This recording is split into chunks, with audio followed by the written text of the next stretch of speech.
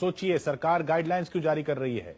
एक सेहत का सवाल है और इसके साथ और भी जुड़े हुए पहलू हैं। सरकार कह रही है सावधान, संभल कर इस्तेमाल करें मोबाइल का, जितना संभव हो मोबाइल को अपने शरीर से दूर रखें। यह खुद सरकार गाइडलाइन जारी कर रही है, जारी की है सरकार ने। कान से मोबाइल को दूर रखने के लिए ईयरफोन या ब्लूटूथ का इस्तेमाल करें। कान से दूर रखें मोबाइल को, अपने सिर के पास न रखें। सावधान रहने की जरूरत है। मोबाइल पर ज्यादा देर बात ना करें, ज्यादा लंबी बात ना करें। संभल कर इस्तेमाल करें मोबाइल का, बच कर इस्तेमाल करें मोबाइल का। यह सरकार की गाइडलाइन है कि ज्यादा से ज्यादा मैसेज का इस्तेमाल करें, बात कम करने की कोशिश करें। अगर मैसेज से काम चलता है तो मैसेज का इस्तेमाल करें।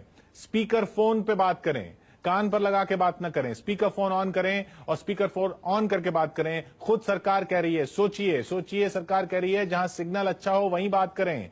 बात करते हुए चले नहीं, सिग्नल वीक होता है, मोबाइल सिग्नल को पकड़ने की कोशिश करता है। चलते हुए मोबाइल पर बात न करें। जब मोबाइल सिग्नल पकड़ने की कोशिश करता है तो रेडिएशन ज्यादा होती है, खतरा आप पर ज्यादा होता है। यह सरकार की गाइडलाइन है। चश्मा पहने हो या सिर गीला हो तब मोबाइल से बात न करें। सिर गीला हो तो मोबाइल से बात न करें, यह सरकार कह रही है। कॉल जब कनेक्ट हो जाए, लग जाए, उसके बाद ही मोबाइल या ईयरफोन को कान के पास लाएं। जब कनेक्ट हो रही हो तब सिग्नल ज्यादा स्ट्रांग होता है, मोबाइल में रेडिएशन का ज्यादा खतरा होता है और